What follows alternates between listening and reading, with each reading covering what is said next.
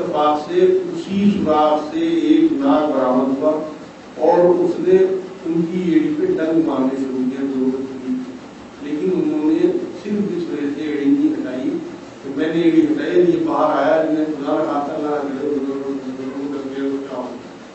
اور جب اس نے کئی ڈنگ مارے کئی بار ڈسا تو درد کی شدت سے جب زہر پھیلنے لگا جسم میں تو ابوبکر صدیق رضی اللہ تعالیٰ عنہ کے آنسو نکلے جو حضور اکرم صلی اللہ علیہ وسلم کے رخسار مبارک پہ گرم گرم آنسو پڑے، حضور اکرم صلی اللہ علیہ وسلم کی آنکھ کھل گئی اور پوچھا ابوبکر کیا ہوا؟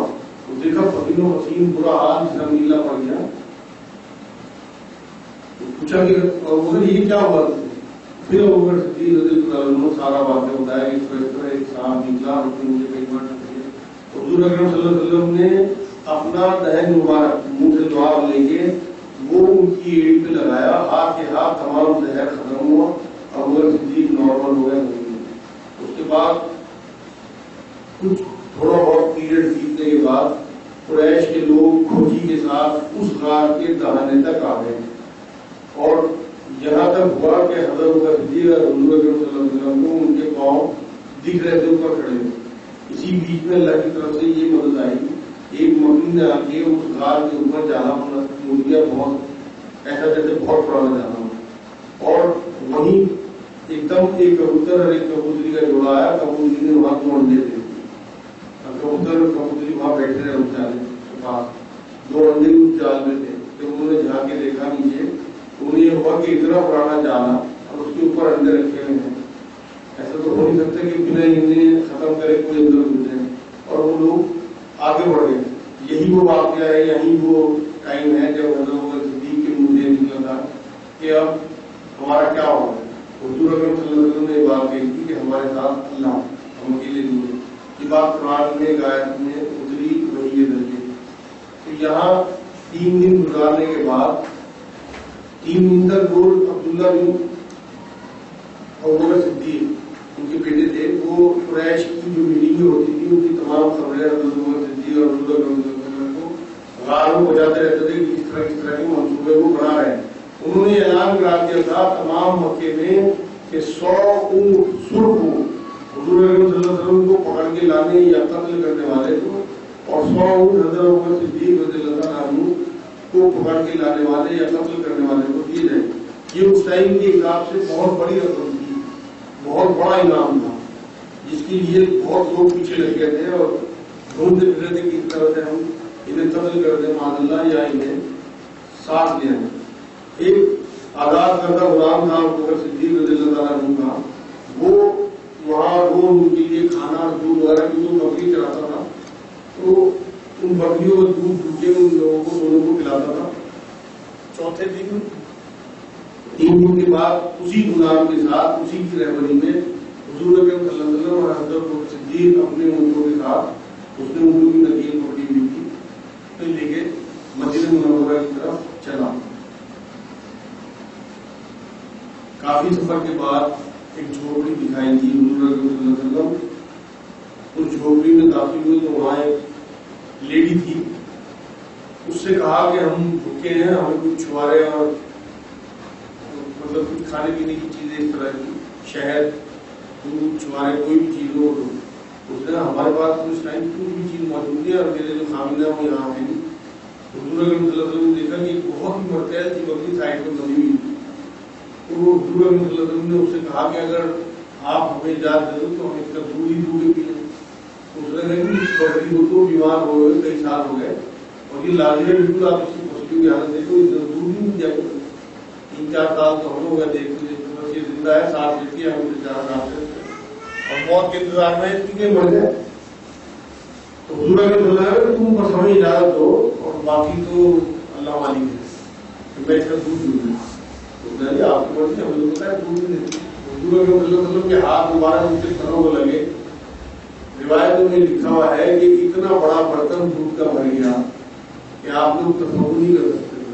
جو 3-4 مہمان اس عورت کے آئے انہوں نے دودھ پیا، اس عورت نے دودھ پیا، حضور اکرم صلی اللہ علیہ وسلم چھک کے دودھ پیا، ابوبکر صدیق رضی اللہ تعالیٰ عنہ کے غلام نے سب نے دودھ پیا۔ اس کے بعد بھی وہ برتن جو ہے وہ بھر کے رکھے گئے اور کچھ دودھ ساتھ گیا، حضور اکرم صلی اللہ علیہ وسلم باقی سفر میں چلتے رہے. روایت میں آتا ہے کہ وہ بکری حضرت عمر کے زمانے تک زندہ رہی اور دودھ دیتی رہی. اتنا دودھ کہ اس علاقے میں کسی بکری نے اتنا دودھ کبھی نہیں دیا جسے حضور اکرم صلی اللہ علیہ وسلم کے ہاتھ مبارک تھنکنے لگ گئے. جب آگے اس عورت کے خامد نے قصہ سنا تو اس نے فوراً وہیں اس نے کہیں سن رکھا ہوا اس طرح سے کوئی نبی آنے والا ہے, کلمہ پڑھا اور حضور اکرم صلی اللہ علیہ وسلم کے پیچھے نکل گیا کی طرف سے اس سے بیعت ہونے لگا. خیر آگے حضور اکرم صلی اللہ علیہ وسلم سفر پڑھ رہے تھے. ایک مکے کا ہی کوئی ٹھیکیدار تھا, وہ باغ وغیرہ, سراغ نام تھا سراغ. جب اس نے کئی لوگوں کو گھر آتے ہوئے دیکھا ان سے پوچھا تو کہاں کیوں پھر رہا ہے, انہوں نے بتایا اس طرح سے 100 اونٹ کا انعام ہے حضرت محمد صلی اللہ علیہ وسلم حضرت صدیق ہے, تو ہم ان کی تلاش میں نکلے. کئی گروپ سے ملے, اس نے یہ تو واقعی بہت بڑا انعام ہے. ان لوگوں کو اس نے ٹال دیا کہ ہاں کوئی نہیں آیا, اور پھر خود نکلا حضور اکرم صلی اللہ علیہ وسلم کے پیچھے اور گھوڑا لے کے اتنی تیز رفتار سے ان کے پیچھے گیا ہے.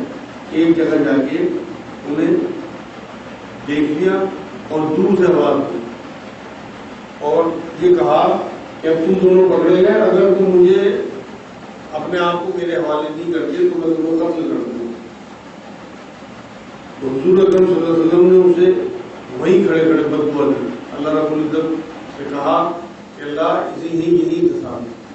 اس کے گھوڑے کے دونوں پاؤں ریت میں اتنے دھس گئے تھے کہ آگے نہیں بڑھ سکتے. وہ سمجھ گیا کہ سچے نبی ہے, وہ تڑپنے لگا پوری طرح سے اور معافی مانگنے لگا. یہ کہنے لگا کہ میں آپ کی بات کروں گا اس پورے ریگستان میں, اس پہاڑی علاقے میں آپ کا کوئی کچھ نہیں بگاڑ سکتا, بتا مجھے یہاں سے نجات دے. حضور اکرم صلی اللہ علیہ وسلم تو ٹھیک رہے اور فوراً اللہ سے دعا کی اللہ ایک توبہ کرنا اور اسے نجات دے دے اس پریشانی سے. فوراً ایسا ہوا کہ آس پاس سے ریت کو ہٹ گیا, اس کے گھوڑے کے سارے پیر جو ہیں باہر آ گئے. اور سراقہ اس ٹائم ایمان نہیں لایا تھا, لیکن اس نے جب حضور اکرم صلی اللہ علیہ وسلم سے اس بات کا وعدہ کیا تو حضور اکرم صلی اللہ علیہ وسلم نے یہ بات کہی کہ سراقہ ایک زمانہ ایسا آئے گا کہ مال غنیمت میں سونے کے کنگن آئیں گے بدھ پہنے گا. حالانکہ سونا شریعت میں آگے مدینے میں پہنچ کے وہی آ گئی تھی کہ مسلمان مردوں کے لیے سونا حرام تھا. اور سراقہ رضی اللہ تعالیٰ عنہ بعد میں ایمان میں آ گئے تھے حضرت عمر کے زمانے میں.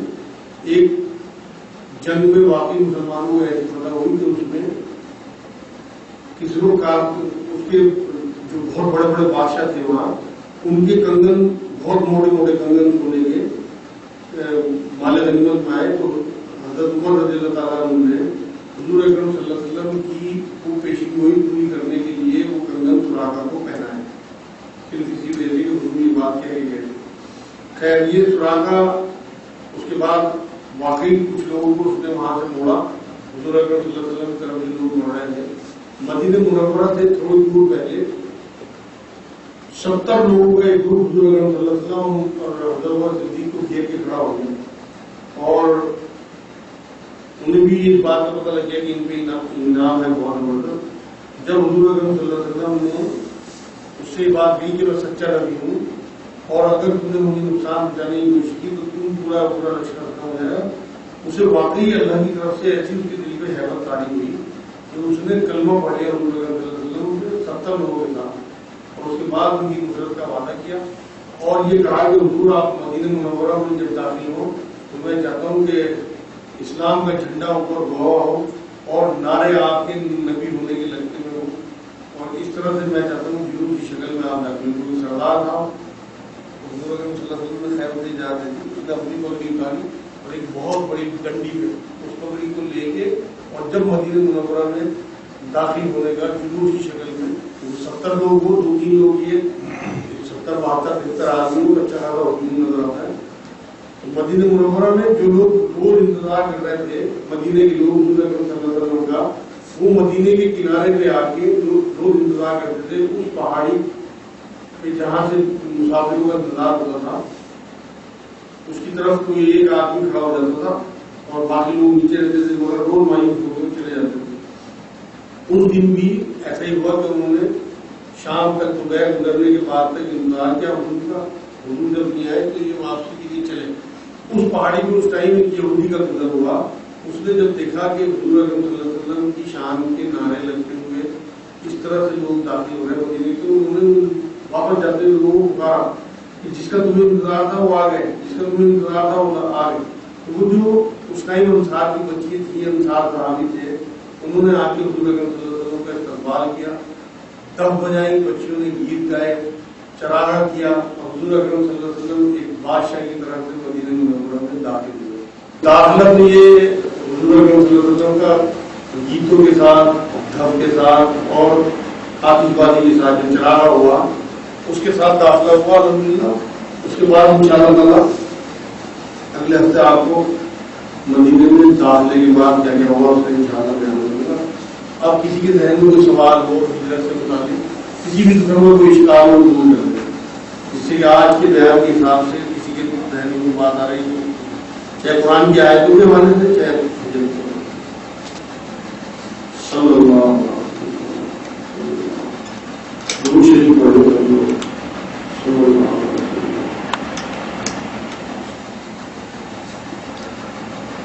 یہ سنا ہے کہ حضور پاک صلی اللہ علیہ وسلم ہوگا شعبان میرا مہینہ اور رمضان مبارک اللہ. شعبان کیا ہوا ہے؟ اس کا سوال یہ ہے کہ سنا ہے کہ شعبان حضور نے فرمایا میرا مہینہ اور رمضان اللہ رب العزت کا مہینہ ہے.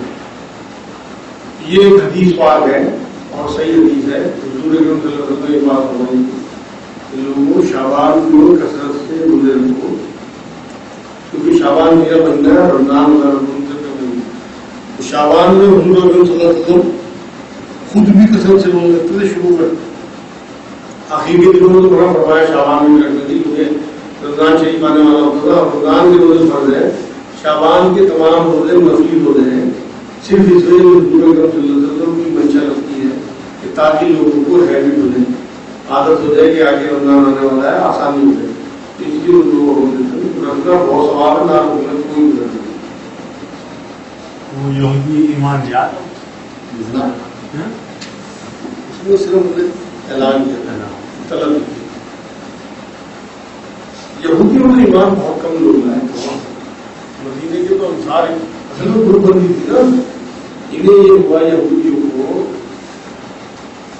کہ اب تک جو رسول آتے رہے وہ بنی اسرائیل میں آتے رہے، اور حضور اکرم صلی اللہ علیہ وسلم کی جو پیدائش ہوئی تھی وہ بنی اسماعیل میں ہوئی.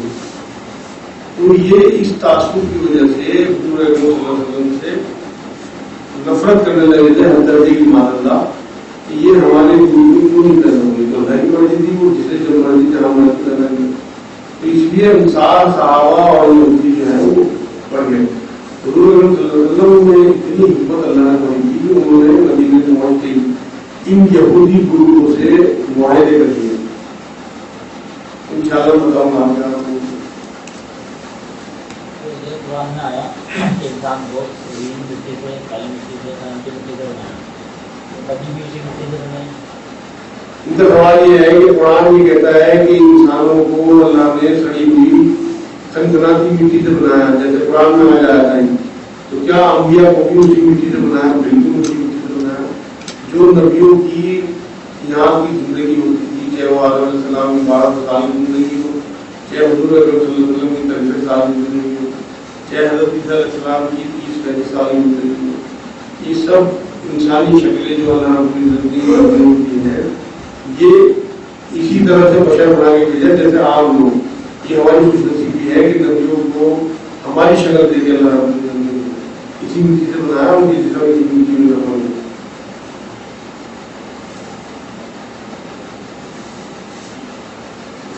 جسم جو ہے نا وہ مٹی سے بنا تو مٹی میں رکھا، اور روح جو ہے وہ آسمان سے ہے.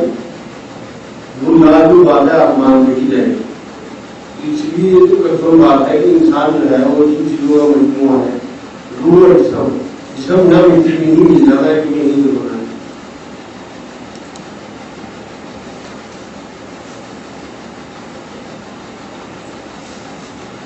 جو لوگ قرآن پڑھتے ہیں وہ یہ احساس ہوتا ہے کہ واقعی یہ اللہ کی طرف سے اتری ہوئی کوئی چیز ہے، کیونکہ ان کی روح ایکسپٹ کرتی ہے. قرآن اللہ کا کلام ہے، اللہ کی طرف سے آیا ہے. اسی طرح سے وحی کہلاتی ہے جو قرآن ہے، وحی بھی اللہ کی طرف سے آئی ہے اور روح بھی اللہ کی طرف سے آئی ہے. جو انسان اللہ اس میں آئی ہے، میں اس میں نے اپنی روح کی پہلے اس کا پتلا بنایا انسان کا، پھر اپنی روح، تو روح بھی اللہ کی طرف سے آئی ہے اور وہی بھی اللہ کی طرف سے آئی ہے. تو اس لیے جو لوگ قرآن میں غور و فکر کرتے ہیں، قرآن کی تلاوت کرتے ہیں اور پھر اس کے ساتھ میں غور و فکر کرتے ہیں، ان لوگوں کا دل ایکسپٹ کرتا ہے، روح ایکسپٹ کرتی ہے کہ واقعی آسمانی چیز ہے، کیونکہ روح بھی آسمانی چیز ہے، وہ پہچان لیتی ہے کہ جہاں سے میں آئی وہیں دے آیا. اس لیے قرآن کا جو غور و فکر ہے وہ آپ کو اندر سے ایکسپٹ کرنے لگے گا، بہت کچھ نہیں ہوگا. کوئی اور بات تو نہیں کہیں گے بھائی کسی. اچھا جی، اگلے ہفتے 29 تاریخ ہے انشاءاللہ، آخری ہفتہ ہے مہینے کا. انشاءاللہ ڈنر ہوگا یہاں پہ. کھانا سب لوگوں کو دعوت ہے کہ اپنے ساتھیوں کو لے کے آئے کھانے کے لیے.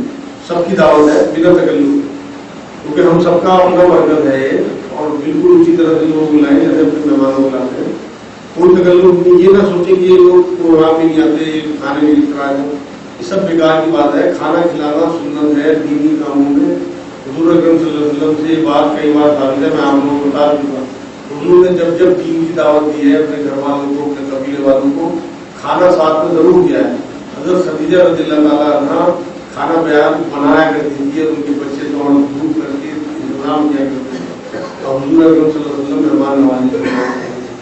تو اس لیے دینی کاموں اس کے بعد اسی دعوت، ہم تو بعد میں کھانا دیتے ہیں، حضور اکرم صلی اللہ علیہ وسلم پہلے کھانا کھلاتے تھے پھر دین کی بات کرتے تھے. روایتوں میں بات آتی ہے جتنی بھی دعوتیں حضور نے کی ہے پہلے کھانا کھلایا. تو خیر وہ تو ہمارے معاشرے کے دین کے حساب سے ہم چل رہے ہیں. تو کھانا حضور سے ثابت ہے، اس لیے کوئی دل میں نہ اشکال رکھیں اور نہ کوئی بالکل بے چینی رکھیں کہ ہم لوگ پروگرام نہیں جانتے، کھانے کے ٹائم نہیں جانتے. مجھے کئی لوگوں نے بات کی، میں کبھی کہتا بھی ہوں تو یہی کہتے ہیں کہ جب پروگرام ہوتا تو بھائی کھانے کا انتظام الگ ہے. مہینے میں ایک دن ہمارا روٹین جو ہے انشاءاللہ تعالیٰ اس میں آپ میکسیمم روز چینل پروگرام میں نام لے آئے اور کھانے میں لے جاؤں گے، صرف اس وجہ سے کہ ہمارے اپنے مرکز کا ڈنر ہے ماہانہ. اللہم صلی اللہ سیدنا محمد وعلی آل سیدنا محمد بارک وسلم. اے اللہ ہمارے گناہوں کو معاف فرما، یا اللہ تو رحمت فرما. یا اللہ ہم بہت چھوٹے ہیں، یا اللہ ہم بہت گناہگار ہیں. اے اللہ تو بہت بڑا ہے، غفور رحیم ہے. یا اللہ ہمارے گناہوں کو معاف کرتے. یا اللہ ہماری جو چھوٹی ہیں انہیں اپنے حساب سے اپنی شان کے مطابق قبول کرنا. یا اللہ پاک ہم ایمان والی زندگی، ایمان والی موت عطا فرما. یا اللہ ہمیں انسانیت عطا فرما. یا اللہ ہمیں بولے بولنے والا بنا. یا اللہ ہمیں معاف کرنے والا بنا. اے اللہ ہمیں معاف کرنے والا بنا. یا اللہ ہمیں درگزر والا بنا. یا اللہ حضور اکرم صلی اللہ علیہ وسلم کی سنت پر چلنے والا بنا. حضور اکرم صلی اللہ علیہ وسلم نے جن چیزوں سے پناہ مانگی ہماری پناہ قبول فرما. یا اللہ ہمیں جلن سے، حسد سے، بغض سے، کینہ سے، برائی سے ہماری حفاظت فرما. یا اللہ ہمیں غیبت سے بچا.